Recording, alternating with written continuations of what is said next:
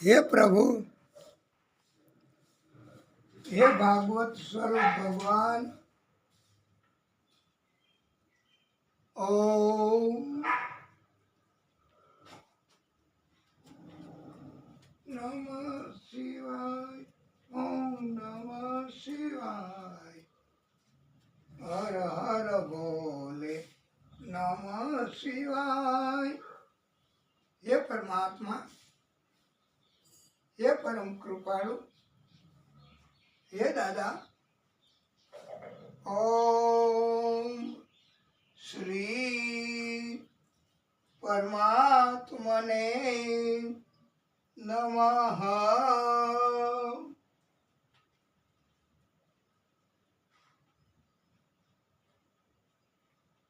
ओम नमो भगवते वासुदेवाय, ओम नमो भगवते वासुदेवाय। धूप दीप नैवेद चढ़ावे, ओम नमो भगवते वासुदेवाय, ओम नमो भगवते वासुदेवाय। तुलसी दल का भोग लगावे, ओम नमो भगवते वासुदेवाय। केले का फल हरि मन भावे, जो भी चढ़ाए सब सुख पावे। ओम नमो भगवते वासुदेवाय, ओम नमो भगवते वासुदेवाय। जन जन की करते रखवाली, तुम हो प्रभु महाबलशाली। ओम नमो भगवते वासुदेवाय, ओम नमो भगवते वासुदेवाय। जन जन की करते रखवाली, ओम नमो भगवते वासुदेवाय। तुम हो प्रभु महाबलशाली, घट घट में है तेरा वास, सदा ही रहते भक्त के पास। ओम नमो भगवते वासुदेवाय, ओम नमो भगवते वासुदेवाय। वाला भक्तो, આપણે આ મહિલાઓ એમને ગોપીઓ એમને રાસ એની ઈચ્છા, તો આપણે બધાય આ પ્રભુની મહાદેવજીની કૃપા આપણે પણ એ રાસ એની રચના કરીએ અને તમે બધાય ત્યાં ચાલુ કરો, તૈયારી કરો। કમર કમર મારું વલોણું ગાજે, કમર કમર મારું વલોણું ગાજે। શ્યામ આવીને મારી મટુકી ફોડે, શ્યામ આવીને મારી મટુકી ફોડે। મટુકી ફોડે ને મારા મહિલા ઢોળે, મટુકી ફોડે ને મારા મહિલા ઢોળે। શ્યામ આવીને મારી મટુકી ફોડે, શ્યામ આવીને મારી મટુકી ફોડે। કમર કમર મારું વલોણું ગાજે, શ્યામ આવીને મારી મટુકી ફોડે। જમુના ને કાંઠે હું તો મોરલી વગાડું, જમુના ને કાંઠે હું તો મોરલી વગાડું।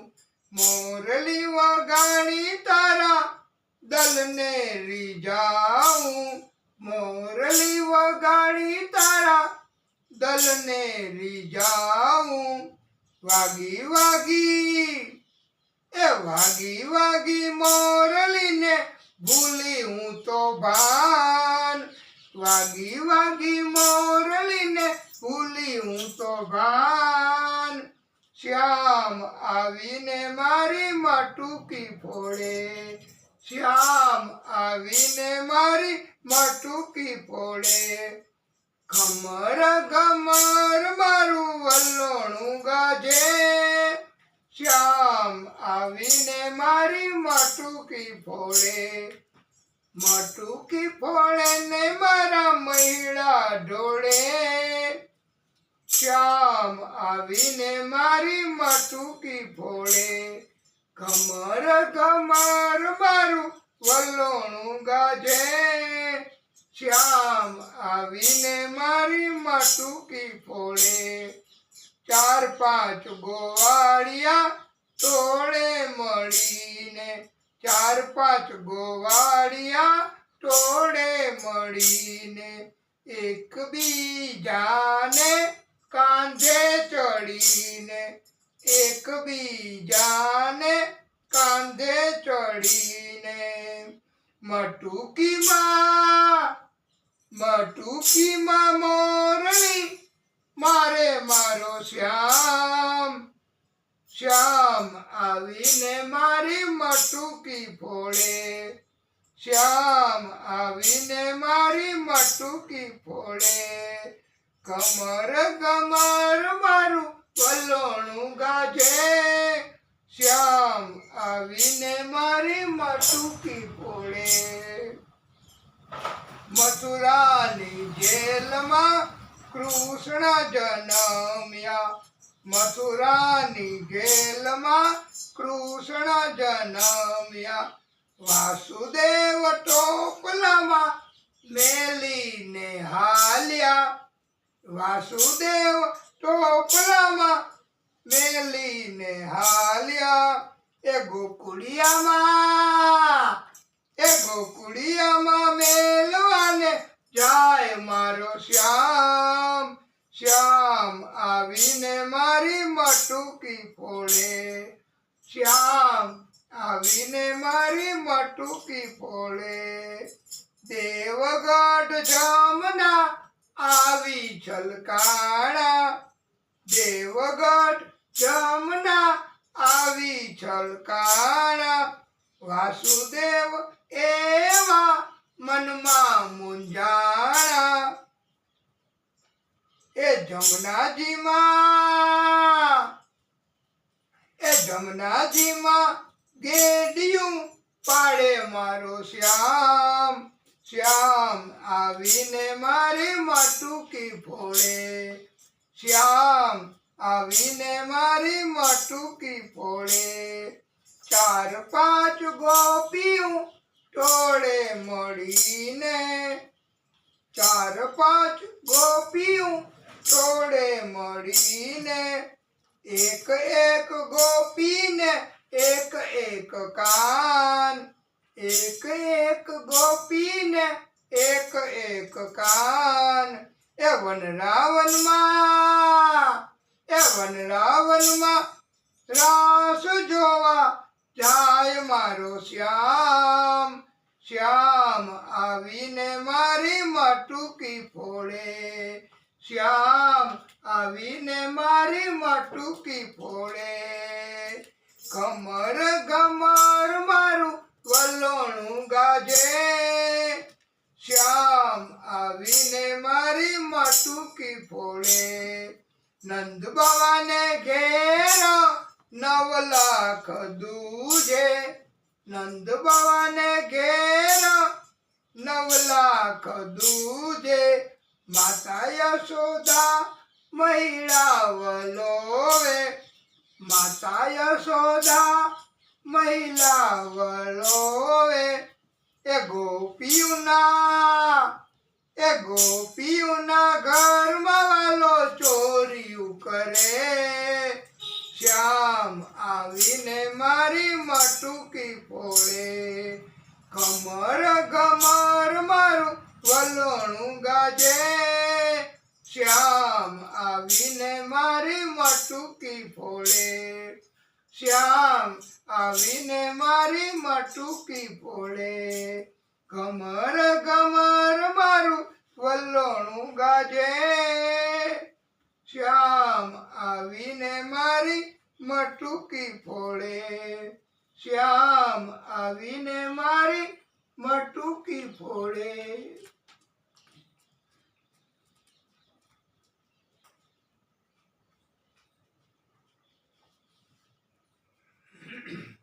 તસ્માત ન કાર્ય સંત્રાસો ન કર્ણ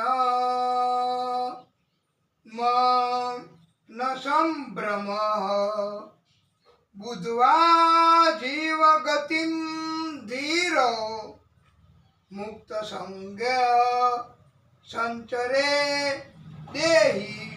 અર્થાત ધીર મનુષ્ય એમણે કદી મૃત્યુથી ત્રાસવું નહીં,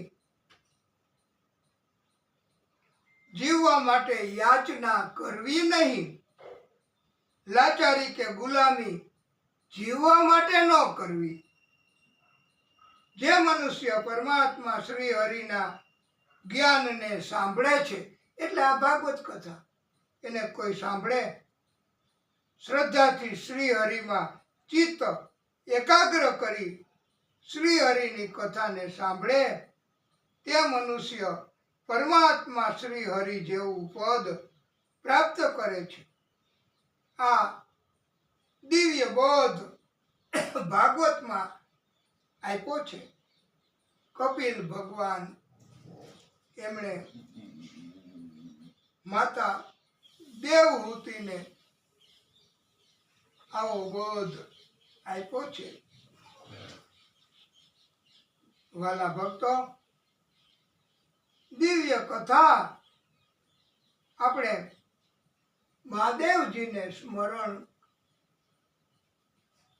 શ્રવણ કરાવવી છે, એવો આપણો અભિગમ. હે રાજન, આજીગત એના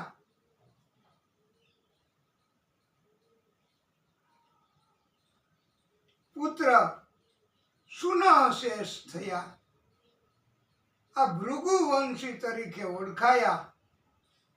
આ સુનહશેષનું બીજું નામ દેવરાત હતું. પુરુરવાનો પુત્ર આયુ, એનો નહુસ, શત્રવૃદ્ધ, રજી, રંભ અને નસ 5 પુત્રો થયા. નહુસને આ 5 પુત્રોમાંથી છત્રવૃદ્ધ, સુહોત્ર અને એને કશ્યપ, કુશ, ગુત્સમંદ આવા પુત્રો થયા. ગુત્સમંદને શુનક, એને સૌનકા, કશ્યપ 2 પુત્રો થયા. કશ્યપનો કાશી, એને રાષ્ટ્ર, એને દીર્ઘતમસ, એને ધન્વંતરી, એને કેતુમાન, એનો ભીમરથ, એનો દિવોદાસ, એનો હુમાન, એનો અલર્ક અને બીજા 3 પુત્રો થયા. વાલા ભક્તો, આ પુરુરવા એના વંશમાં અલર્કના નામના રાજા, એમણે 66,000 વર્ષ યુવાન રહી પૃથ્વી ઉપરના તમામ ભોગોને ભોગવ્યા હતા. અલર્કનો પુત્ર સંતતિ, તેનો સુનીત, તેને સુકેતન, તેનો ધૂમ્રકેતુ, તેનો સત્યકેતુ, તેનો ધૃષ્ટકેતુ, તેનો રાજા સુકુમાર, તેનો વિતિહોત્ર તેનો ભર્ગ, તેનો ભાર્ગ ભૂમિ, આવા પુત્રો થયા. પુરુરવાનો બીજો પુત્ર આયુ, એનો રંભ, એનો રંભસ, એનો ગંભીર, એનો અક્રિય. આ અક્રિય તથા તેની પત્નીના સમાગમથી જે પુત્રો થયા તે બ્રાહ્મણ કુટુંબ શરૂ થયું છે. પુરુરવાનો પુત્ર આયુ, તેનો અનેનસ, તેનો શુદ્ધ, તેનો શુચિ, તેનો ત્રિકુદ્દ, એનો અર્થ ધર્મશાસ્ત્રી પણ થાય છે. તેનો શાંત રહી. આ શાંત રહીને કોઈ સંતાનો થયા નથી. આયુના પુત્ર રજી, એને 500 બળવાન પુત્રો થયા છે. આ રજીએ દેવોની પ્રાર્થના કરેલી, દૈત્યોનો નાશ કરેલો, દેવોના દેવ ઇન્દ્રને સ્વર્ગ સોંપ્યું. આમ છતાં આ રજીને તથા તેના 500 બળવાન પુત્રોને ઇન્દ્રએ મારી નાખ્યા છે. એટલે ભક્તો, સ્વાર્થ, દુશ્મની, કપટ, દેવો, ઇન્દ્ર એમાં પણ હોય છે. આ બધી પ્રભુની એક લીલા જ કહેવાય છે. વાલા ભક્તો, ક્ષત્રવૃદ્ધના પ્રપૌત્ર કુશ, તેનો પ્રતિ, તેનો સંજય, તેનો જય, તેનો કૃત, તેનો હયવન રાજા, તેનો સહદેવ, તેનો હિન, તેનો જયસેન, તેનો સંકૃતિ, તેનો જય, આવા પુત્રો તેને થયા છે. આયુનો પુત્ર નહુસ, તેને યતિ, યયાતિ, સંયાતિ, વિયતિ, કૃતિ, આ 6 સંતાનો થયા. આ આયુનો પુત્ર નહુસ થોડા સમય માટે વાલા ભક્તો ઇન્દ્ર બન્યો હતો. આ સમય દરમિયાન આ નહુસ એને થયું કે હું ઇન્દ્ર બન્યો. હવે એમને ઈચ્છા જુઓ કેવી કરી કે હું ઇન્દ્ર કહેવાઉં, તો મારે ઇન્દ્રાણીની સાથે ભોગ ભોગવવા છે. આ કેવો અપરાધ કહેવાય. પ્રભુની કૃપાથી ઇન્દ્ર બને તો ઇન્દ્રાણી સાથે ભોગ ભોગવવાની ઈચ્છા કરવી. પણ આ બધી પ્રભુની લીલા છે વાલા ભક્તો. અને આવા કારણથી, અપરાધી કર્મથી આ નહુસને બ્રાહ્મણોએ ભેગા થઈ સ્વર્ગમાંથી કાઢી મૂક્યો હતો. અને આ નહુસને શ્રાપ આપીને બ્રાહ્મણોએ અજગર બનાવી દીધો છે. સંતો, બ્રાહ્મણો, પ્રભુના ભક્તો એ ક્યારેય પણ જો નારાજ થાય કોઈ કર્મથી તો પ્રભુ એ કષ્ટ આપે છે અપરાધી કર્મ કરનારાને. આ નહુસનો બીજો પુત્ર યયાતિ હતો, તે રાજા બન્યો છે. તેણે વૃષપર્વા તથા શુક્રાચાર્ય આ બંને ની કન્યાઓ સાથે લગ્ન કર્યા છે. યયાતિએ શ્રી સુકવાચ હે પરીક્ષિત, પરમાશ્ચર્ય થયું છે. એકવાર શુક્રાચાર્યની કન્યા દેવયાની કૂવામાં પડી. કૂવામાંથી બહાર કાઢવા, બચાવવા માટે અંદરથી પોકાર કરે છે. કોણ બચાવે? કેવી રીતે બચાવે? પોતે જો પડી જાય કૂવામાં અને જીવન પણ ગુમાવવું પડે એટલે કોઈ સાહસ કરી શક્યા નહીં. ત્યાંથી દેવયોગે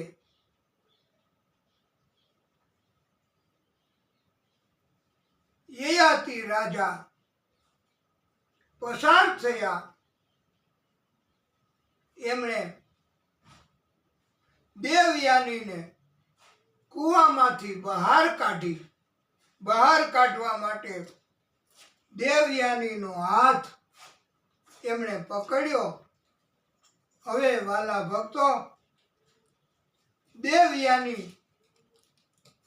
મોહ પામી રાજા યયાતિના શરીર એના કારણથી, પરાક્રમ એના કારણથી, સુંદરતા એના કારણથી દેવયાની આકર્ષાણી. યયાતિ રાજાને લગ્ન કરવાનું દેવયાનીએ કહ્યું. પિતા દેવયાનીના એમણે યયાતિ સાથે લગ્ન કરાવ્યા. પોતાની દીકરી દેવયાનીના શુક્રાચાર્યએ ભેગી એક દાસી મોકલી. દેવયાનીને મદદ માટે શર્મિષ્ઠા નામની દાસી શરત એવી રાખી કે શર્મિષ્ઠાની સાથે સમાગમ યયાતિ રાજાએ ક્યારેય કરવો નહીં. પણ વાલા ભક્તો, પ્રભુની લીલા કેવી! શર્મિષ્ઠાને મોહ ઉત્પન્ન થયો દાસીને રાજા તરફ. રાજાઓ પરાક્રમી, સુંદર. શર્મિષ્ઠાએ યયાતિ રાજાને મૈથુન સુખ આપવા વિનંતી કરી. શર્મિષ્ઠાની સાથે સમાગમ કર્યો. યયાતિ રાજાએ આ શરતનો ભંગ કહેવાય જ. વાલા ભક્તો, દેવયાની એને ખબર પડી કે મારી દાસી, એમણે મોહ જગાડ્યો મારા પતિ એની ઉપર, કામણ કર્યું. દેવયાનીએ પોતાના પિતા શુક્રાચાર્યને ફરિયાદ કરી. શુક્રાચાર્ય ગુસ્સે થયા. શુક્રાચાર્ય એમણે કહ્યું, યયાતિ રાજા, તમને તમારી યુવાની, શરીર, સ્વરૂપ એનું અભિમાન જાગ્યું એટલે તમે તમારી પત્ની સાથે સાથે દાસી એની સાથે પણ વ્યભિચાર કર્યો ગણાય. તમે તાત્કાલિક વૃદ્ધ બની જાશો. આવો શ્રાપ શુક્રાચાર્યએ આપ્યો છે. આ દેવયાનીના બે પુત્ર યદુ અને તર્વસુ શર્મિષ્ઠાને 3 પુત્ર દાસીને યયાતિ રાજાએ આપ્યા, જન્માવ્યા. દ્રુહ્યુ, અનુ, પુરુ. આમ યયાતિ રાજાને 5 પુત્રો થયા અને 2 પત્ની થઈ. શુક્રાચાર્યના શ્રાપથી યયાતિ રાજા વૃદ્ધ થઈ ગયા. શુક્રાચાર્યને સત્ય ઘટના, એની હકીકત, એની ખબર પડી અને દેવયાની એમણે છુપાવ્યું. આવો શ્રાપ દેવડાવ્યો. શર્મિષ્ઠા એ મોહ પામી હતી, આકર્ષિત થઈ હતી. એમાં યયાતિની બહુ કસૂર ન ગણાય. અપરાધ હળવો થાય માટે શ્રાપને હળવો કર્યો કે હે રાજન, યયાતિ, તમને કોઈ યુવાની આપશે તો તમે યુવાન બની જશો. વાલા ભક્તો, યયાતિ રાજાએ પોતાનો મોટો પુત્ર પુરુ હતો, પોતાનો મોટો પુત્ર યદુ હતો, એને વિનંતી કરી કે તારી યુવાની મને આપ. એમણે ના પાડી. યયાતિ રાજાને કોઈએ યુવાની આપી નહીં, પરંતુ નાનો પુત્ર પુરુ હતો, એણે યુવાની આપી.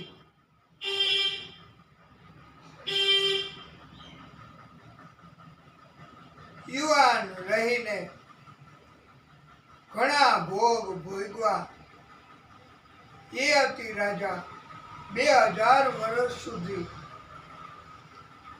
યુવાન રહ્યા. પછી પાછી યુવાની પુરુ નાના પુત્રને આપી દીધી. પિતા યયાતિ એ મોટા પુત્ર ઉપર ગુસ્સે થયા.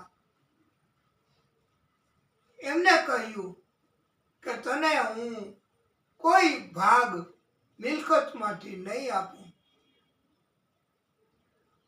તને રાજા પણ નહીં બનાવું. આમ તો મોટો પુત્ર એ અધિકારી ગણાય, પણ પિતા નારાજ થાય તો મોટો પુત્ર એને રાજ્ય ન આપે, કોઈ ભાગ પોતાની સંપત્તિનો ન આપે. યયાતિ રાજાએ તો શ્રાપ આપ્યો કે આ જન્મમાં તો નહીં, પણ એકેય જન્મમાં તને રાજ્ય નહીં મળે, તું રાજા નહીં થઈ શકે.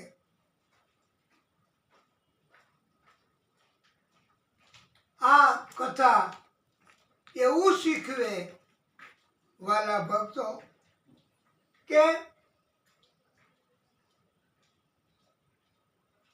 મોટો પુત્ર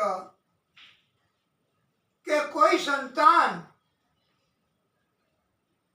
પિતાને રાજી ન કરે, પિતાની સેવા ન કરે, તો પિતા પોતાની મિલકતમાંથી કાંઈ પણ સંતાનોને ન આપે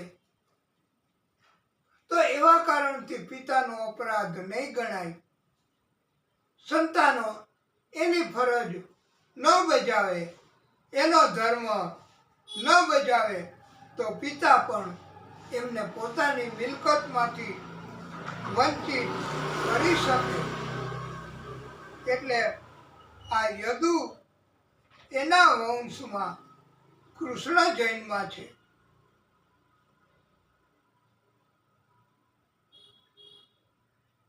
અને પુરુના વંશમાં કૌરવો અને પાંડવો જન્મ્યા છે. કૃષ્ણ આ યદુ એના શ્રાપના કારણથી ક્યારેય રાજા બન્યા જ નથી હો. આ દિવ્ય કથા સુખદેવ પ્રભુ પરીક્ષિત રાજાને સંભળાવે છે. આખી પૃથ્વીની સંપત્તિ અને બધી સ્ત્રીઓ જો મળી જાય, બધું જ ઉત્તમમાં ઉત્તમ ખાવા પીવાનું મળી જાય, એસારામ કરવા માટેના બધા સાધનો મળી જાય, છતાં પણ સંતોષ નથી થતો વાલા ભક્તો. ભોગ ભોગવવાથી, એસારામ કરવાથી સંતોષ ન થાય. ભાગવતકારો સમજાવે કે ત્યાગ કરવાથી, કંટ્રોલ રાખવાથી, આપણી ઇન્દ્રિયો એને કાબુમાં રાખવાથી આનંદ મળે છે. ભોગ ભોગવવાથી આનંદ નથી મળતો.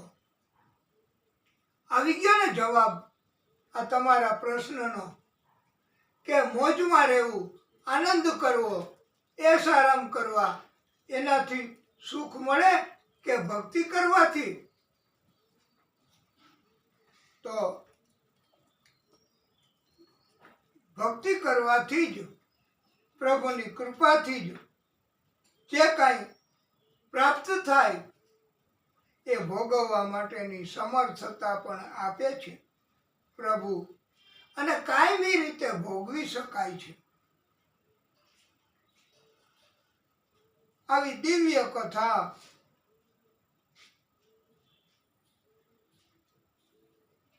અને ભોગ ભોગવવામાં સંતોષ મૂક્યો જ નથી આદિશક્તિએ.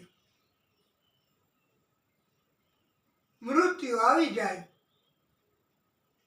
પછી શું ભોગવી શકવાના? અને સત્કર્મ પણ, ભક્તિ પણ આવી રીતે ભોગ ભોગવવામાં નહીં થઈ શકે.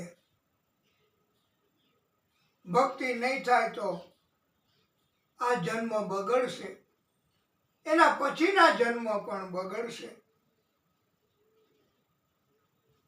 એકવાર એક રાજા, એમણે જાહેરાત કરી કે બકરી એ લઈ જાઓ આવડિયા, અને પછી એને 2 દિવસ પછી રજૂ કરજો. હું બકરીને કાંઈ ખવડાવું તો એ ખાવા માંડે પાછી, તો તમે ઇનામને હકદાર નહીં બનો. પણ બકરી 2 દિવસ પછી તમે રજૂ કરો, હું બકરીને ખવડાવું અને બકરી ન ખાય તો તમારી જીત, તો તમને ઇનામ મળશે, મોઢે માગ્યું ઇનામ મળશે. વાલા ભક્તો, હવે બધાય પ્રયત્ન કરે, બકરીને લઈ આવે, બધું જ આપે, બધું જ આપે, 2 દિવસ સુધી બધું સારું સારું સારું સારું ખવડાવે.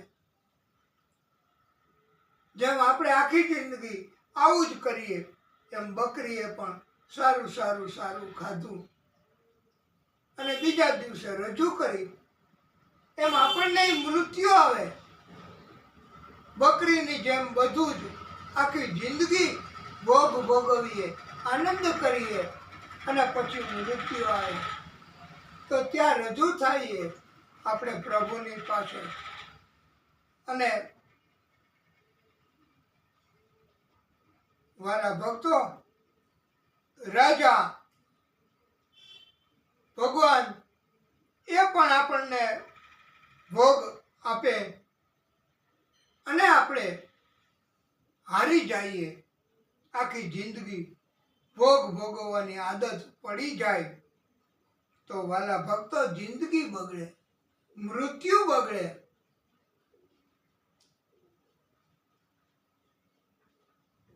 એટલે એક માણસ બકરીને લઈ ગયો, એક મોટી લાકડી રાખી, બકરીને આપે ખાવાનું અને લાકડી મારે મોઢા ઉપર. આવું 2 દિવસ સુધી કર્યું.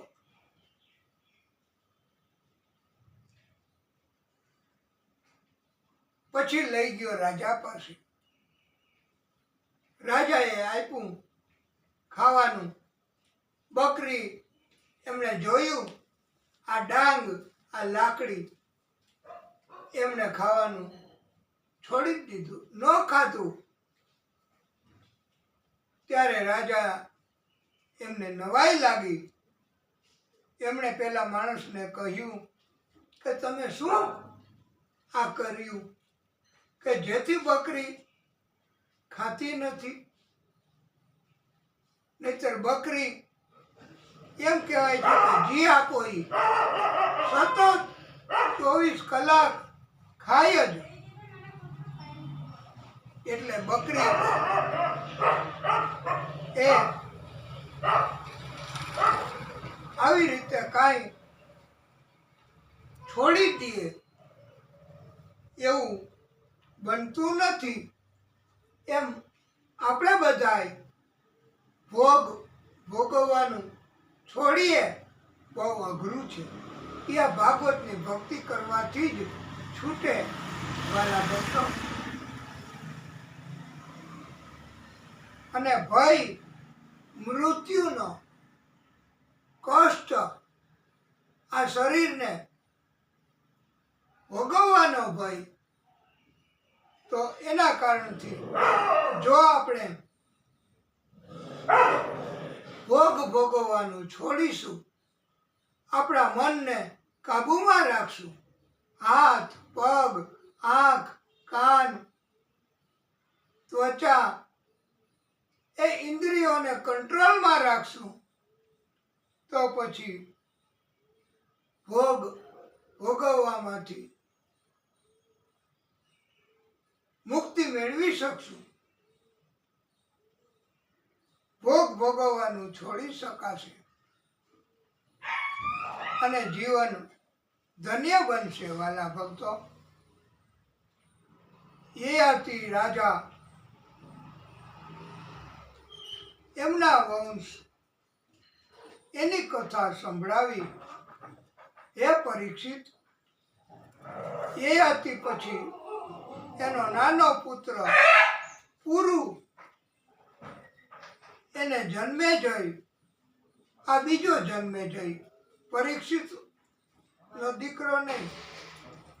અને ઈ જન્મે જઈને પ્રાચીનવાન, એને પ્રવીર, એનો નમસ્યુ, એનો ચારુપદ, તેનો સુધુ, તેનો બહુગૌ, તેનો સંયાતિ, તેનો અહોયાતિ, તેનો રુદ્રાશ્વ, આ રુદ્રાશ્વને ધૃતાચી ના નામથી અપસરા સાથે પ્રેમ થયો. એના લગ્ન જીવન દરમિયાન, એટલે રુદ્રાશ્વ અને ધૃતાચી બેયને 10 પુત્રો થયા. ઋતેયુ, પુંછેયુ, સ્થડિલેયુ, કૃતેયુ, જલેયુ, સંતતેયુ, ધર્મેયુ, સત્યેયુ, વૃતેયુ, વનેયુ. પ્રથમ પુત્ર ઋતેયુને રંતીભાર અને એને સુમતિ, ધ્રુવ, અપ્રતિરથ એવા 3 પુત્રો થયા આ રંતીભારને. આ વંશમાં કણવ, આ કણવને મેઘાતિથિ, તેને પ્રસકણવ એવા પુત્રો થયા હતા. અને ઋતેયુને જે પહેલો પુત્ર હતો એને રંતીભાર એનો પુત્ર સુમતિ, એના વંશમાં રંભ્ય અને રંભ્યને દુષ્યંત પુત્ર થયો હતો. આ દુષ્યંત યયાતિના વંશમાં મહાન પરાક્રમી રાજા હતો. આ દુષ્યંત એકવાર જંગલમાં શિકાર કરવા ગયેલો. જંગલમાં વિશ્વામિત્રની કન્યા શકુંતલા એમની સાથે એમને પ્રેમ થઈ ગયો. દુષ્યંત અને શકુંતલા એમણે જંગલમાં ગાંધર્વ લગ્ન કર્યા. પછી સમાગમ અને એમને ભરતનો જન્મ થયો. આ શકુંતલાને દુષ્યંતે ઓળખ માટે પોતાની અંગૂઠી આપી હતી. પણ એમાં ને એમાં ચિંતન કરતા દરમિયાન શકુંતલા એ આંગણે આવેલા ઋષિ એમની આતિથ્ય સત્કાર કરી ન શકી, એમનું અપમાન કર્યું. અને એના કારણથી આ અંગૂઠી એ પ્રભુ એમની લીલા કે લેવાઈ ગઈ, ખોવાઈ ગઈ, લઈ લીધી.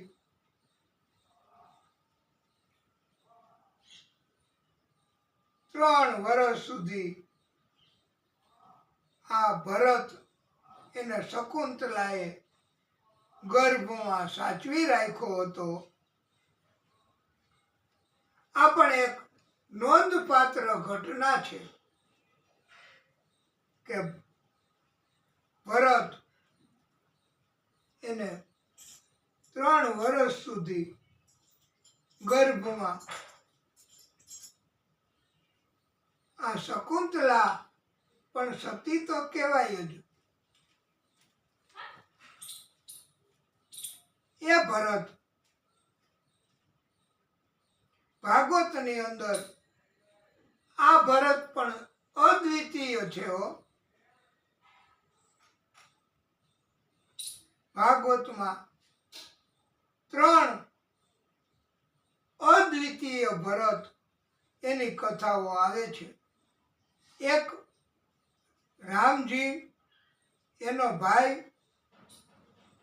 એક આ શકુંતલાનો પુત્ર ભરત, રામજીનો ભાઈ ભરત, અને ત્રીજો જળ ભરત. આ કથાઓ 3 ભરતની ભાગવતમાં બહુ દિવ્ય સુંદર રીતે કહી છે. આ શકુંતલા પુત્ર ભરત બાળપણમાં સિંહની સાથે રમતો હતો. આ ભરત થોડોક મોટો થયો ત્યારે શકુંતલા ભરતને લઈ રાજા દુષ્યંતની પાસે આવી છે. દુષ્યંત રાજા એમણે શકુંતલાને ઓળખવાનો જ ઇનકાર કરી દીધો કે હું કોઈને તો ઓળખતો નથી, હું તો મહાપરાક્રમી રાજા, મારી પાસે તો બધાય આવું જ કહે છે કે હું તમારી પત્ની, આ તમારો બાળક, અમારો સ્વીકાર કરો. હું કેટલાકનો સ્વીકાર કરું. દુષ્યંત રાજાએ સ્વીકાર ન કર્યો અને પૂછ્યું કે હું ઓળખ માટે નિશાની આપું છું. તમારી પાસે છે નિશાની? શકુંતલાએ કહ્યું કે ખોવાઈ ગઈ છે અંગૂઠી, તમે આપી હતી.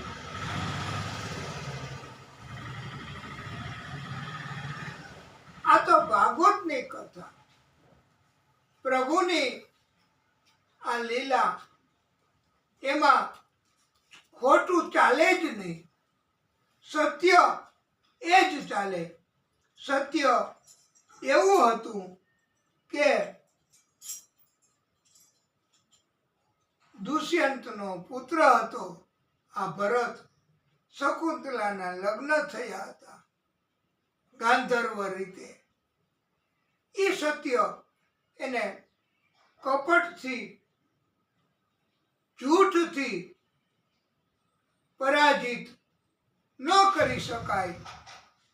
એટલે આકાશવાણી થઈ છે. વાલા ભક્તો, અને આકાશમાંથી અવાજ આવ્યો કે દુષ્યંત, આ તારી પત્ની શકુંતલા છે, આ તારો પુત્ર ભરત છે. એને તમે અંગૂઠી આપી હતી, એ ઋષિના શ્રાપના કારણથી ખોવાઈ ગઈ છે. તમે આ બંનેનો સ્વીકાર કરો, તમારો ધર્મ બજાવો. દુષ્યંતે શકુંતલા અને ભરત તેમનો સ્વીકાર કર્યો છે. પછી તો એ ભરતને પોતાનું મોટું રાજ્ય આપી દીધું. આ ભરતે ઘણા અશ્વમેધ યજ્ઞો કર્યા છે. 13,084 ગાયો દાનમાં આપી છે. 1,000 બ્રાહ્મણોને દરરોજ દાન આપે ગાયોના. 14 લાખ હાથીઓના દાન આપ્યા છે. 27,000 વર્ષ સુધી એક ચક્રીય રાજ્ય કર્યું છે. આ ભરત પણ છેલ્લે તો બધું છોડીને વનમાં તપ કરવા જતા રહ્યા છે. પ્રભુની ભક્તિમાં લીન થઈ ગયા છે. વાલા ભક્તો, દાન કરવાથી જ અને ભક્તિ કરવાથી જ કાંઈ ઘટતું નથી હો. હા, અને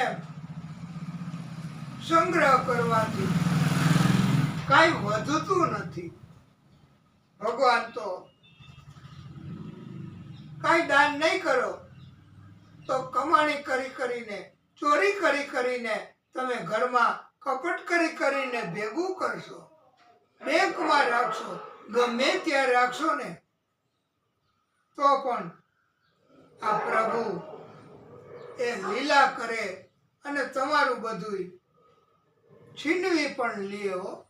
પલમાં ભિખારી બનાવી શકે એ આ ભગવાન પોતે છે. આટલું બધું દાન કરે એ જન્મના સંસ્કાર હોય તો જ. આ ગાયો બ્રાહ્મણો સંતો એમને રાજી કરે એ જન્મના સંસ્કાર હોય તો જ.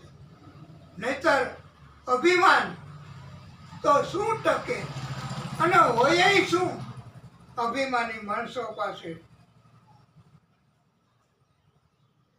કાંઈ ભેગું ન થાય. અને કાંઈ કોણ લઈ ગયું છે સ્વર્ગમાં કે મૃત્યુ પામ્યા એને તમે પૂછો તો ખરા, પણ નથી પૂછી શકાતું.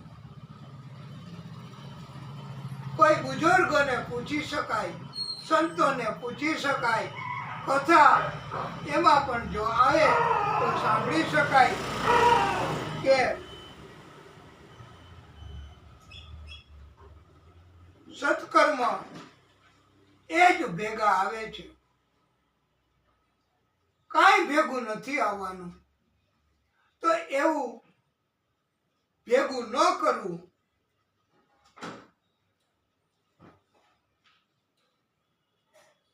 અંતે ભક્તિ કરવાથી મોક્ષ મળશે. લોભ, લાલચ, કપટ, અભિમાન, ક્રોધ, કાવા દાવા, બુદ્ધિનો દુરુપયોગ કરવો, એકબીજાને સીધી અથવા આડકતરી રીતે નુકસાન પહોંચાડવું, તો વાલા ભક્તો આવા કર્મ અધમ કોટીના કર્મ કહ્યા છે.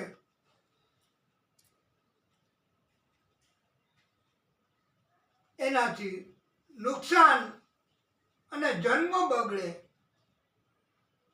એના પછીના જન્મ પણ બગડે, મૃત્યુ પણ બગડે છે, કષ્ટદાયક જિંદગી બને છે. જગતમાં, દુનિયામાં તમે જોશો તો ઘણાય માણસોને હૃદયની તકલીફ, મશીન બેસાડવા પડે, ઘણાય માણસોને શરીરની તકલીફ, ડાયાબિટીસ, બીપી એવા રોગ થાય. આખી જિંદગી દવા ઉપર રહેવું પડે. ક્યારેક કથા સાંભળી હોય તો ખબર પડે કે ક્યારેય અધર્મ કરવો નહીં, કપટ કરવું નહીં, અભિમાન કરવું નહીં.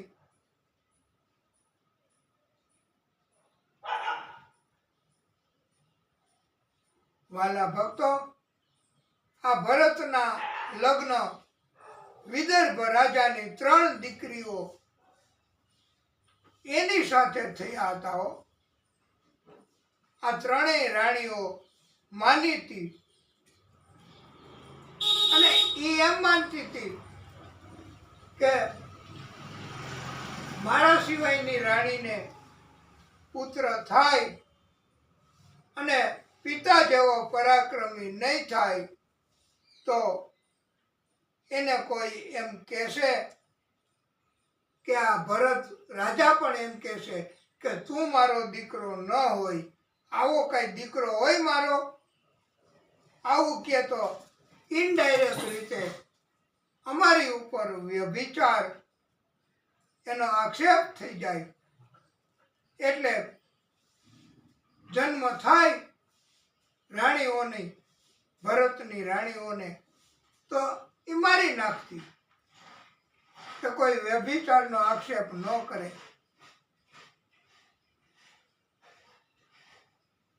અને સંતાનોને મરાવી નાખતી. પછી તો ભરત એમણે મરુત દેવોનું પૂજન કર્યું. મરુત સ્તોત્રના નામનો યજ્ઞ કર્યો.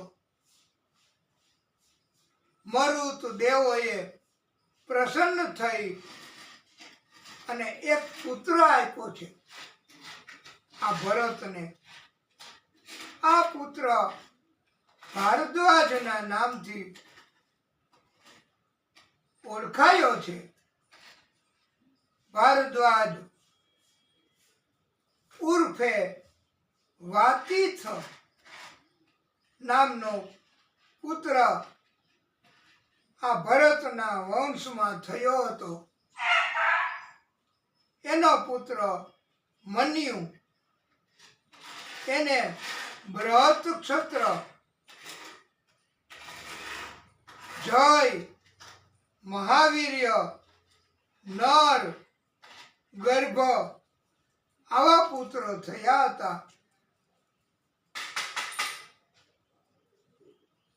અત્યોથો, નર, તેનો પુત્ર સંસ્કૃતિ, તેનો પુત્ર ગુરુ રંતિદેવ, બે પુત્રો થયા હતા. આ રંતિદેવની કથા પણ ખૂબ જ મહત્વની છે. હે રાજન, એ તમે ધ્યાનથી સાંભળો. વાલા ભક્તો, પૃચ્છ પ્રાપ્ત કુટુંબસ્ય ક્ષુત્રુમ અભ્યામ જાતવે યથો અતિથિ બ્રાહ્મણ કાલે ભોક્તુ કામસ્ય ચ અગમત. શકુંતલા અને ભરત અને દુષ્યંતના વંશમાં મહાતપસ્વી એવા રંતિદેવ નામના રાજા થયા. આ રંતિદેવ અને એના પરિવારને એકવાર 48 દિવસ સુધી કાંઈ ખાવાનું ન મળ્યું. ભગવાન કસોટી કરે હો, સંતોની, ભક્તોની, બ્રાહ્મણોની, તપસ્વીઓની. અને 48 દિવસ સુધી ખાવાનું ન મળ્યું. આ રંતિદેવ આખો પરિવાર દુખી થઈ ગયો. રંતિદેવ કસોટી કરે, 48 દિવસ ઉપવાસ આખા પરિવારે કર્યા. 49મા દિવસે થોડોક ખોરાક મળ્યો. ખીર, શીરો, જળ. રંતિદેવ પ્રભુને નમસ્કાર કરી અને શરૂ કરે આ આરોગવાનું. એવા જ સમયે બ્રાહ્મણના વેશમાં ભગવાન પોતે આવ્યા. ભગવાનને પણ જ્યારે આવવું હોય ને ત્યારે આ કથા એમ કહે છે કે બ્રાહ્મણનો વેશ ધારણ કરે છે. તમે ઘણી વાત સાંભળી હશે. એમાં બ્રાહ્મણના વેશમાં જ ભગવાન આવે, સાધુના વેશમાં જ આવે, એવું જ આવે છે હંમેશા. તસ્મૈ સવ્ય ભજતસો અન્માદેત્ય શ્રદ્ધયાન્વિત હરિમ સર્વત્ર સમપશ્યન સભુક્તવા પ્રપયૌ દ્વિજ. હે રાજન, રંતિદેવે જોયું. આ રંતિદેવ પૃથ્વીલોકના બધા જ જીવોમાં પ્રભુના દર્શન કરી શકતા હતા. બ્રાહ્મણના વેશમાં અતિથિના સ્વરૂપે પ્રભુ વધાર્યા. રંતિદેવને એમાં પણ પ્રભુના દર્શન થયા છે. રંતિદેવે પોતાને મળેલો ખોરાક આ અતિથિ રૂપ બ્રાહ્મણને આપી દીધો. બ્રાહ્મણના વેશમાં પધારેલા પ્રભુ એમણે આ બધો ખોરાક લઈ લીધો. અંતર ધ્યાન થઈ ગયા. રંતિદેવે પ્રભુ અદ્રશ્ય થયા. હવે થોડું જળ વધ્યું હતું, એ ગ્રહણ કરવું 49મા દિવસે. આ કેવું તપ કહેવાય! ભગવાને કેવી કસોટી કરે! થોડું જળ હતું એ ગ્રહણ કરવા હાથમાં લીધું પાત્ર, ત્યાં જ ચાંડાલ આવ્યા. એને જળની માગણી કરી. રંતીદેવે તો પ્રભુની ઈચ્છા માની લીધી કે જેવી પ્રભુની ઈચ્છા, જળ પણ આપી દીધું. બોલો, આપણે ધરાઈ ધરાઈને ખાઈ એટલું ભગવાન આપે, છતાંય આપણે કોઈને જમાડી ન શકીએ, એ આપણી કમનસીબી જ કહેવાય ને. 49 દિવસ પછી પણ કાંઈ મળે તો ઈ આપી દેવું, આને જ તપ કહેવાય છે વાલા ભક્તો. તેનાથી જ પ્રભુ રાજી થાય છે. આપણે કોઈને કાંઈ આપવું નહીં, બીજાનું લઈ શકાય તો લઈ લેવું. આવી નીતિથી ભગવાન રાજી થતા નથી. અંતકાળે રંતીદેવને પ્રભુએ દર્શન આપ્યા છે, મોક્ષધામ આપ્યું છે. રંતીદેવના વંશમાં એને ગર્ગ, એનો શનિ, એનો ગાગરિયો અને આ બધા ક્ષત્રિયો રાજા થયા છે. આ ક્ષત્રિયોમાંથી બ્રાહ્મણ કુળ જન્મ્યું છે. મહાવીર્ય એનો પુત્ર દુરિતક્ષય, તેનો તપ્યારુણી તથા કવિ તથા પુષ્કારુણી એમ 3 પુત્રો થયા છે. મહાવીર્યનો પુત્ર દુરિતક્ષય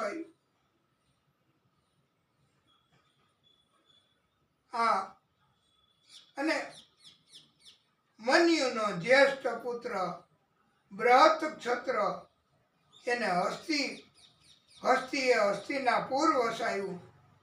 આ હસ્તીને અજમીઢ, દેવમીઢ, પુરુમી એવા પુત્રો થયા હતા. આ અજમીઢના વંશજ પ્રિયમેઘાદી એ પણ બ્રાહ્મણ હતા. આ અજમીઢને બૃહદીર્ષુ,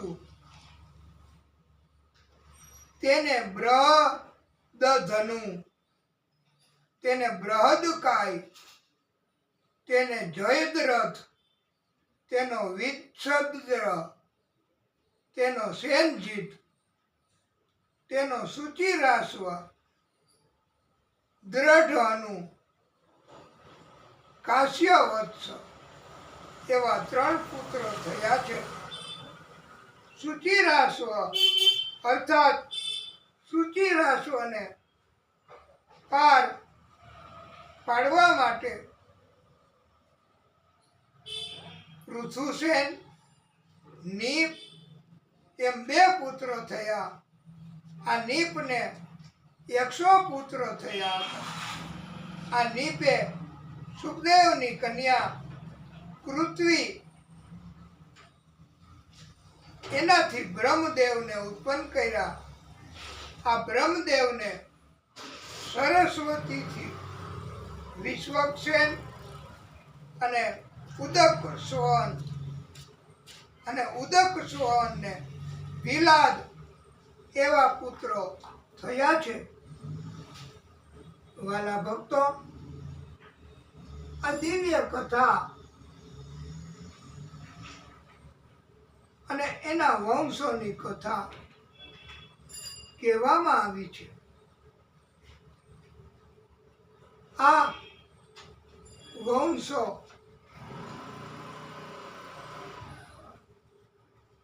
હસ્તીના વંશજમાં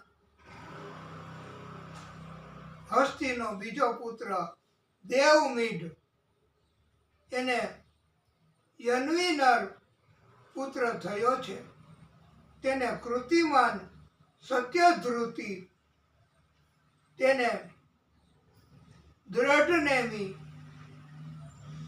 પુત્ર થયો છે. તેને સુપા સર્વ, તેને સુમિત, તેનો શંતિમાન, તેનો કૃતિ અને કૃતિને નીપ નામનો પુત્ર થયો છે. આ નીપનો યુગાયુધ ક્ષેમ્ય, તેનો સુવીર, તેનો રિપુંજય, તેનો બાહુરથ પુત્ર થયો છે. હસ્તીનો ત્રીજો પુત્ર પુરુમીઢ સંતાન વગરનો થયો હતો. હસ્તીનો ચોથો પુત્ર અજમીઢ, એને નલિની સ્ત્રીથી નીલના નામનો પુત્ર થયો હતો. નીલનો શાંતિ, તેનો પૂરજ, તેનો અર્ક, તેનો ભીમર્યાશ્વ, અને એને 5 પુત્રો મૃદગલ, યવિનર, બૃહદિષુ, કાંપિલ્ય અને સંજય થયા હતા.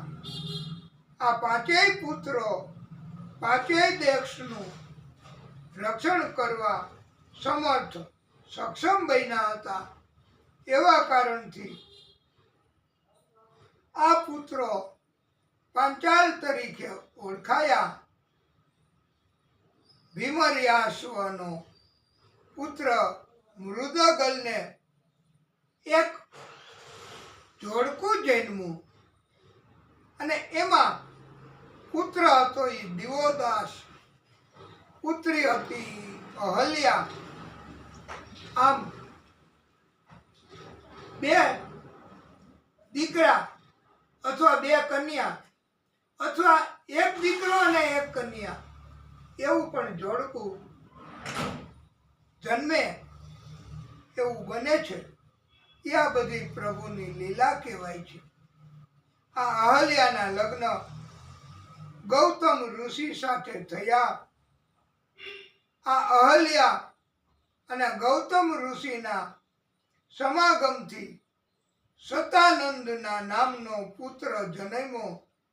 આ સતાનંદનો સત્યધ્રુતિ, તેનો શિરધ્વાન,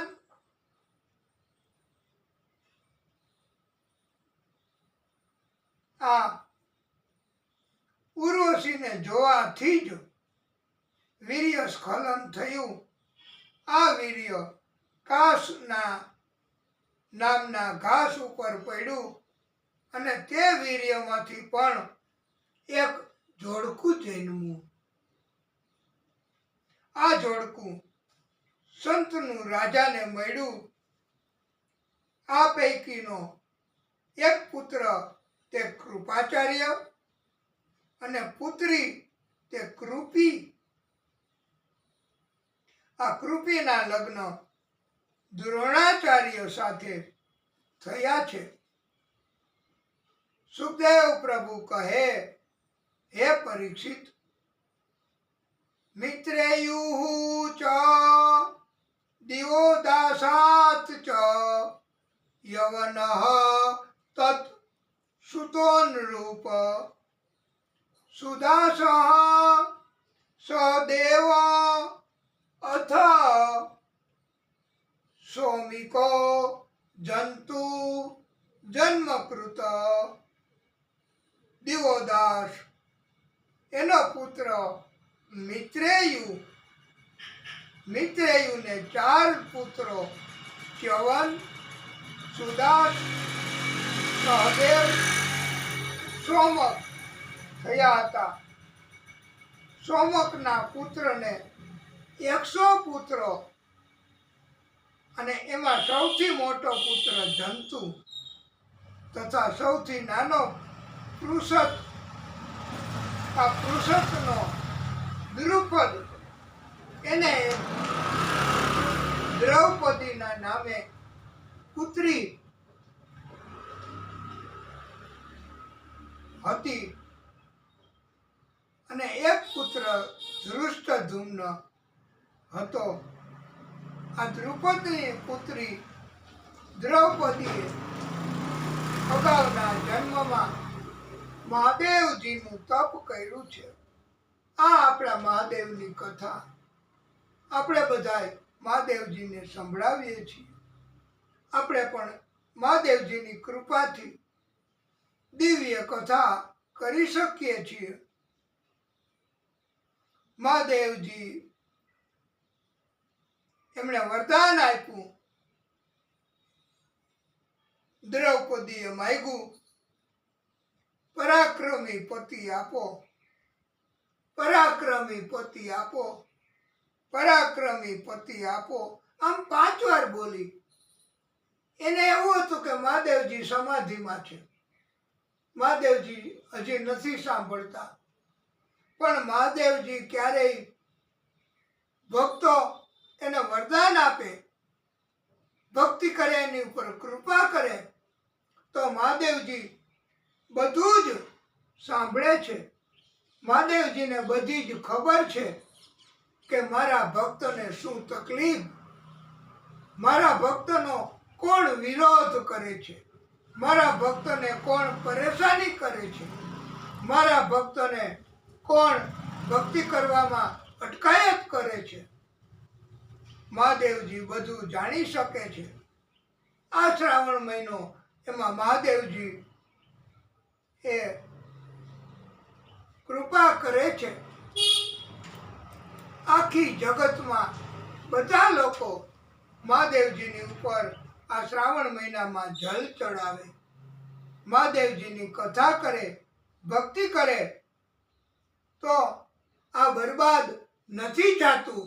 વાલા ભક્તો, આપને અમારે એવું ઠાસીને સમજાવવું છે કે મહાદેવજી એ ભોળા છે, દયા કરવા વાળા છે. દ્રૌપદીને 5 વાર બોલી 5 પરાક્રમી પતિ આપ્યા છે. આ પાંડવો 5 પતિ દ્રૌપદીને મળ્યા હતા. એની પણ કથા એ ભાગવતમાં નહીં પણ બીજી જગ્યાએ આવે છે. દ્રૌપદી, રાધાજી, સીતાજી ત્રણેયનો જન્મ નથી થયો, એટલે અયોનિજા કહેવાય છે. આ દ્રૌપદી, રાધા અને સીતા ત્રણેય ગર્ભ ધારણ કરીને જન્મ નથી લીધો, એટલે આ ત્રણેયનું મૃત્યુ નથી. અત્યારે પણ આ ત્રણેય છે જ. આપણે આ કથા કરીએ, ત્રણેય હાજર થાય છે, આપણી ઉપર કૃપા કરે છે, આપણું જીવન ધન્ય બનાવે છે. ધૃષ્ટદ્યુમ્ન એને ધૃષ્ટ કેતુ પુત્ર થયો. હસ્તીનો બીજો પુત્ર વૃક્ષ, તેનો સુવર્ણ. તેણે સૂર્યની તપતી સ્ત્રીમાં કુરુના નામે પુત્ર ઉત્પન્ન કર્યો. તે કુરુક્ષેત્રનો રાજા બન્યો છે. આ કુરુને 4 પુત્રો થયા હતા. પરીક્ષિત એટલે આ શ્રાપ વાળા નહીં, સુધનુષ્ય એને સુહોત્ર, ચ્યવન, કૃતિ, ઉપરિચર વસુ અને ઉપરિચર વસુને બૃહદ્રથ, કુશાંબ, મત્સ્ય, ચેદી, પ્રત્યગ આવા 5 પુત્રો થયા હતા. વસુના પુત્ર બૃહદ્રથને કુશાગ્ર, તેને વૃષભ, તેને સત્યહિત, તેને પુષ્યવાન, તેને જુહુ પુત્ર થયો હતો. આ વાસુપુત્ર બૃહદ્રથને બીજી પણ એક પત્ની હતી. તેને માનવ શરીરના 2 ટુકડા એને જન્મ આપ્યો. પ્રજા ખોટી વાતો ફેલાવે તો રાજાની અપકીર્તિ થાય. આવા કારણથી આ રાજાએ માનવ શરીરના 2 ટુકડાઓને બહાર ફેંકાવી દીધા સૂર્યોદય થાય તે પહેલા. આ બંને માનવ દેહના ટુકડાઓ જંગલમાં જરા નામની એક રાક્ષસી એમને મળ્યા. એમણે બંનેને ભેગા કર્યા અને એવું બોલી, જીવ જીવ જીવ. એટલે ટુકડાઓ જોડાઈ ગયા, એમાં જીવ આવ્યો. આ બાળક જરાએ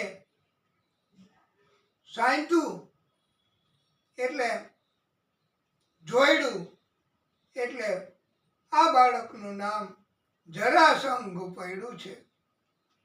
આ જરાસંઘ એના જન્મની કથા.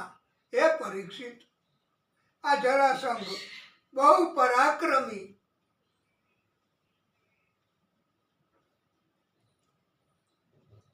જરાસંઘને સહદેવ, તેને સોમાપી, તેને શ્રુતસવા, કુરુના પુત્ર પરીક્ષિત એ કથાવાળો નહીં હો, એને કોઈ સંતાનો થયા નહીં.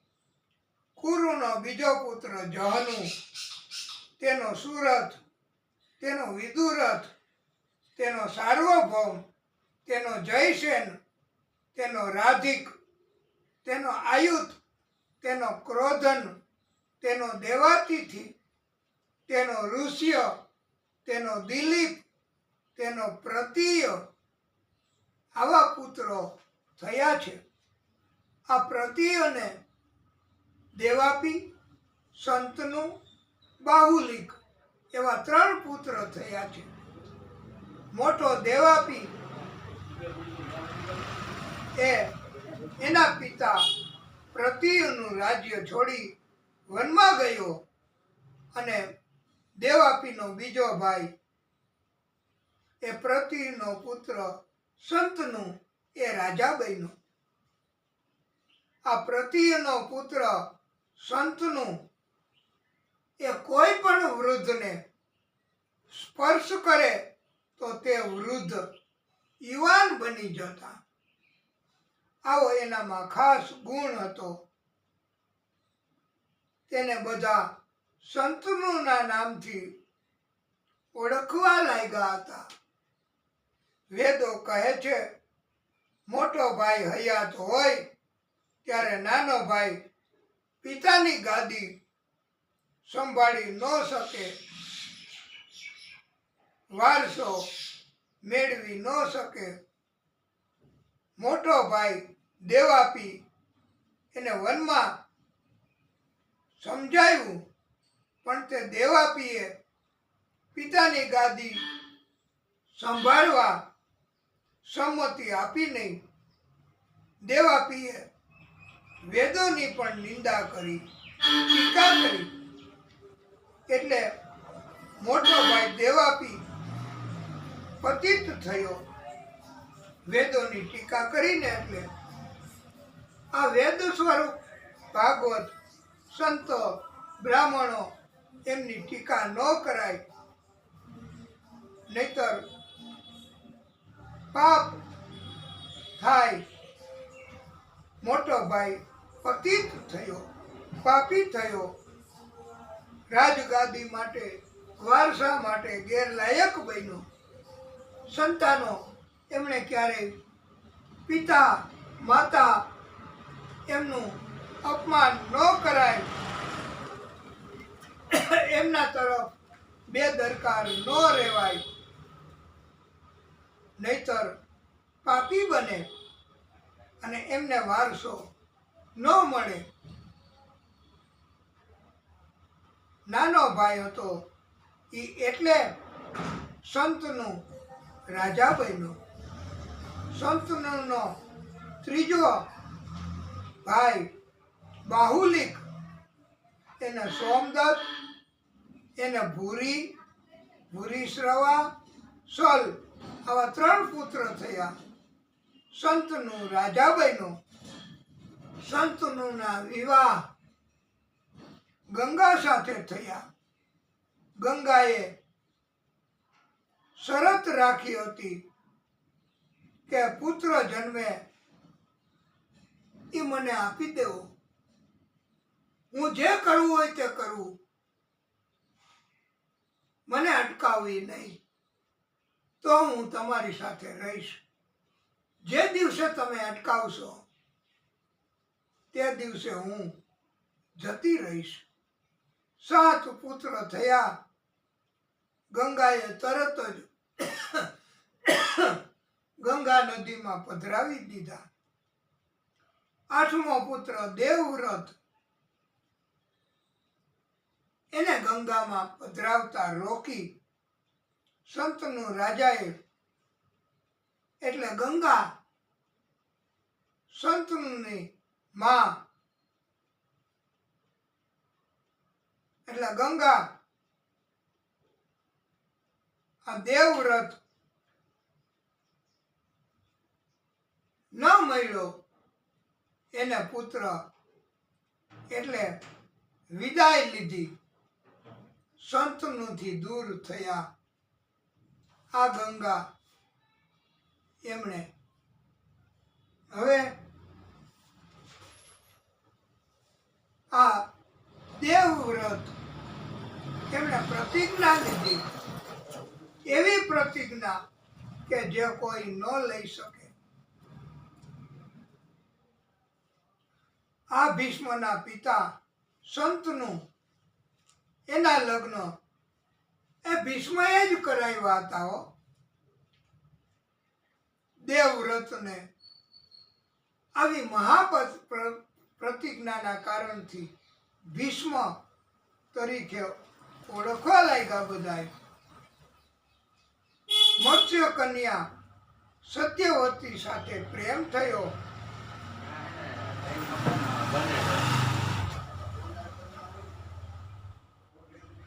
ભીષ્મને ખબર પડી.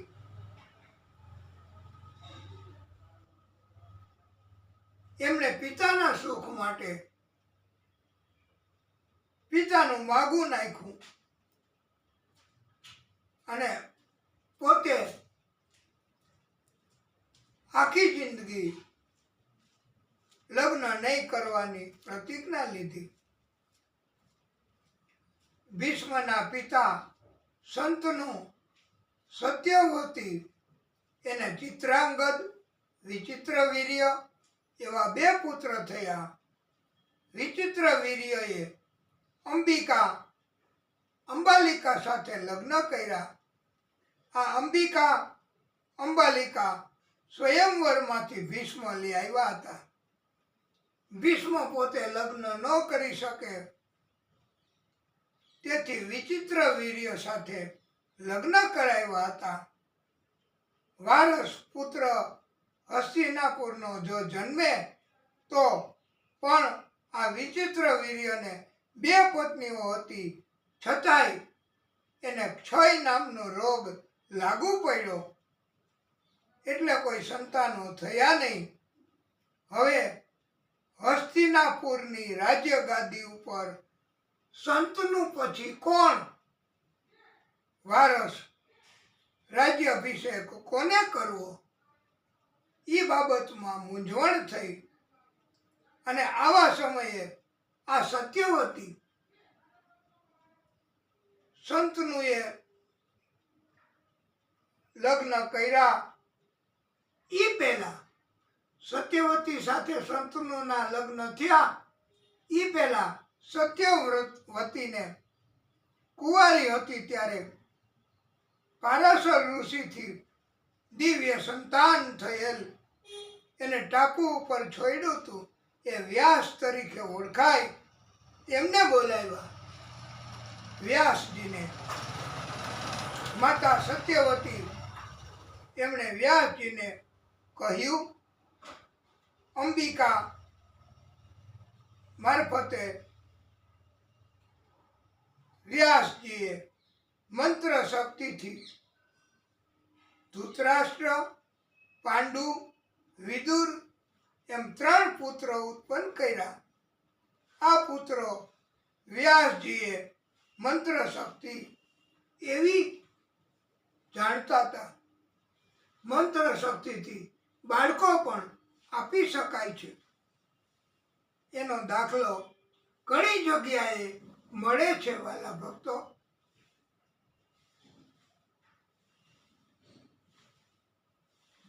ધૃતરાષ્ટ્રના લગ્ન ગાંધારી સાથે થયા. એને 100 પુત્ર થયા. આ કૌરવો થયા. એક પુત્રી દુસલા એમ 101 સંતાનો આ ધૃતરાષ્ટ્રને થયા હતા.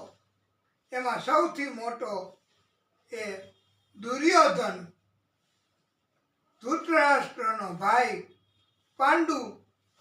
એને મૃગ એનો શ્રાપ હતો કે તમારું મૃત્યુ મૈથુન કાર્યોથી થશે. એટલે પાંડુ મૈથુન કાર્યો નહોતા કરતા. આ પાંડુને 2 પત્નીઓ હતી, કુંતી અને માદ્રી. આ કુંતીએ મંત્રોથી ધર્મ, વાયુ, ઇન્દ્ર એના દીકરાઓ યુધિષ્ઠિર, ભીમ અને અર્જુન ઉત્પન્ન કર્યા.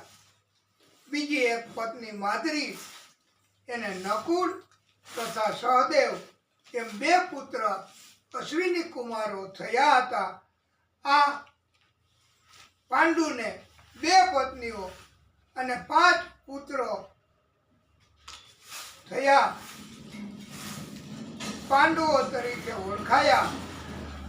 આ પાંડવોને પાંચેયની એક પત્ની દ્રૌપદી હતી.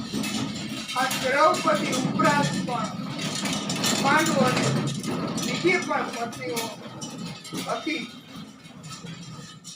સંતાનો પણ હતા. દ્રૌપદીને 5 પાંડવોથી 5 પુત્રો એ પાંડવો જેવા જ હતા.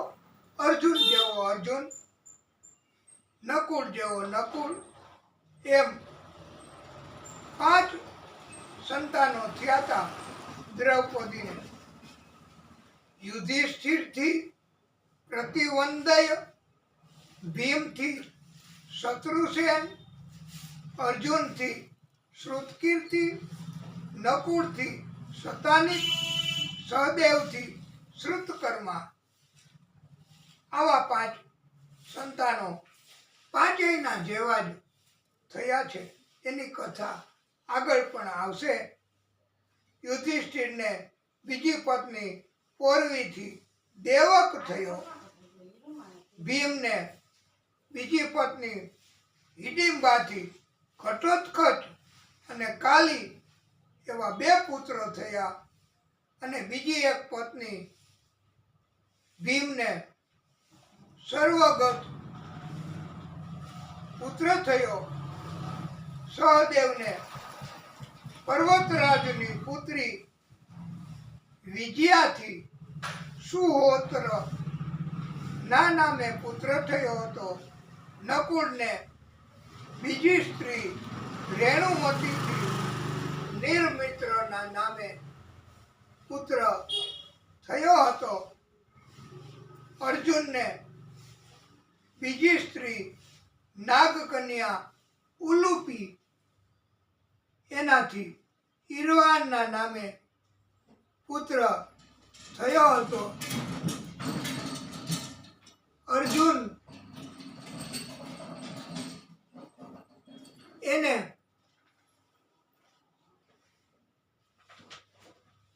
મણિપુરના રાજાએ પોતાની કન્યા ચિત્રાંગદા સાથે લગ્ન કરાવ્યા. આ લગ્ન પુત્રિકા ધર્મથી કર્યા હતા.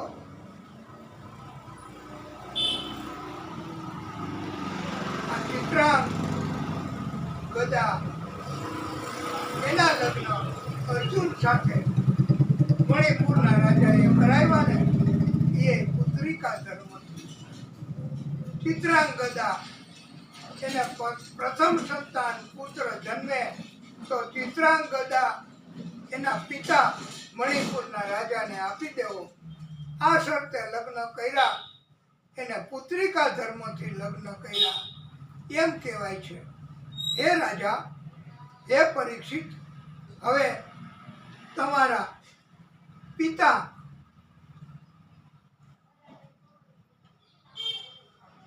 અભિમન્યુ એમની કથા સંભળાવવાની છે અને આ કથા વિસ્તૃત રીતે કહેવાની છે. વાલા ભક્તો, એવો બોધ આપ્યો છે ભાગવતકારોએ. પરોપકાર કરવો, બીજાની ઉપર બીજાનું દુઃખ દૂર કરવાનું કરવું, તો પ્રભુ એની કૃપા થાય છે. વાલા ભક્તો, અને આ બોધ સમજાવવા માટે ભાગવતકારો કહે, दूसरों का दुखड़ा दूर करने वाले तेरे दुख दूर करेंगे राम. दूसरों का दुखड़ा दूर करने वाले तेरे दुख दूर करेंगे राम. किए जा तू जग में भलाई का काम तेरे दुख दूर करेंगे राम. दूसरों का दुखड़ा दूर करने वाले तेरे दुख दूर करेंगे राम. આપણે બીજાનું દુઃખ તો દૂર ન કરી શકીએ, મદદ તો ન કરી શકીએ, પણ એનો વિરોધ, એના કામમાં અટકાયત, એની ટીકા, એની નિંદા આપણે અભિમાનથી એ તો છોડવી. અને જે માણસો મદદ કરે છે બીજાને, એને ભગવાન મદદ કરે છે. બીજાનું દુઃખ દૂર કરે તો એને ભગવાન મદદ કરે છે. આ પવિત્ર મહિનો, આ જીવન ભગવાને આપ્યું છે આપણને બધાને. કોઈને મદદ કરવાથી ક્યારેય નુકસાન થતું નથી, કાંઈ ઘટતું નથી આપણું, ઉલટાનું ભગવાન બધું આપે છે.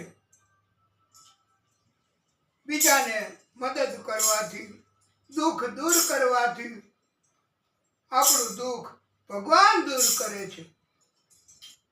દુનિયા આપણને સંત તરીકે ઓળખે છે. દુનિયા એ હંમેશા બીજાના દુઃખમાં સહભાગી બને એને જ બધું આપે છે. કપટ કરે, અભિમાન કરે, બીજાનું લઈ લે, છતાં એવા માણસોને ભગવાન કાંઈ આપતા નથી. સત કા એ પથ ये धर्म का मार्ग संभल संभल चलना रे प्राणी. पग पग पर है यहाँ रे कसौटी. पग पग पर है यहाँ रे कसौटी. कदम कदम पर कुर्बानी. पग पग पर है यहाँ रे कसौटी. कदम कदम पर कुर्बानी. मगर तू डावा डोल न होना.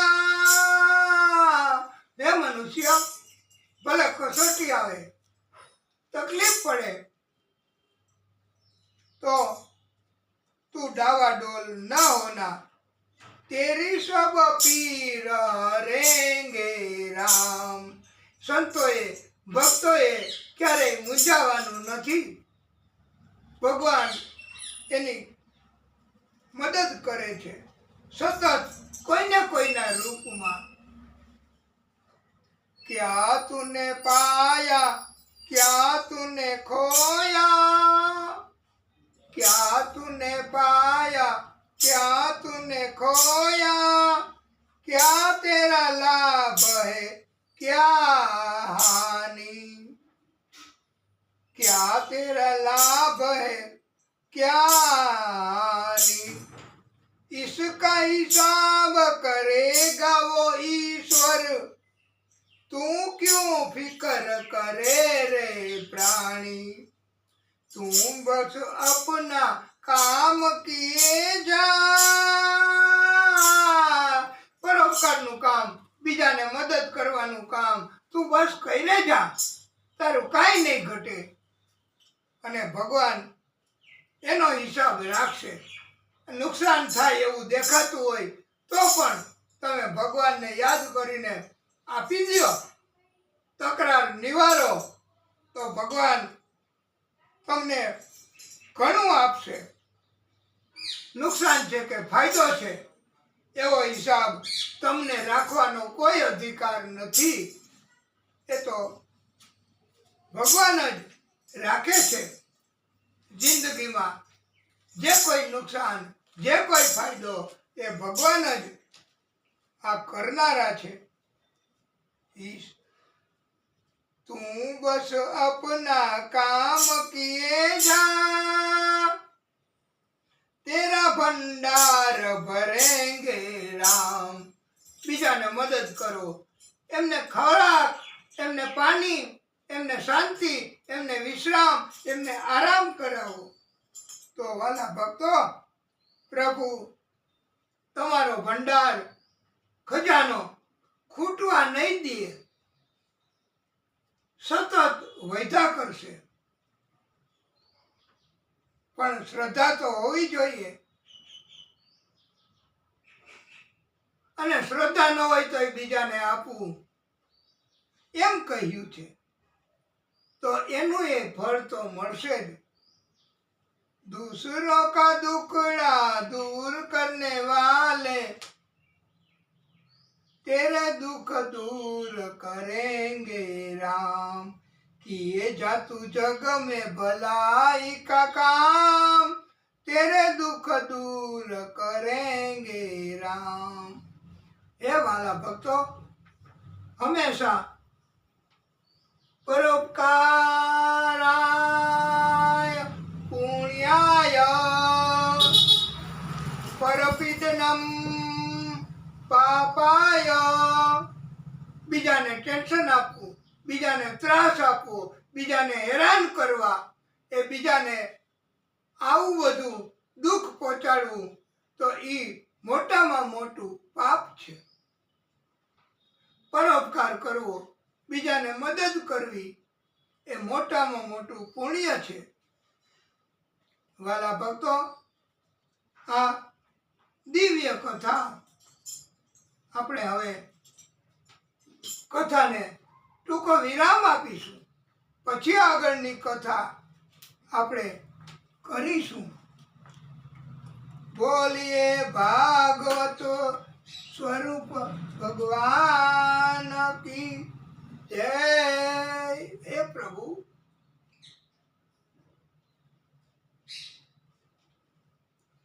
हे नारायण भगवान, दूसरों का दुखड़ा दूर करने वाले तेरे दुख दूर करेंगे राम. हे भागवत स्वरूप भगवान, हे प्रभु, ओम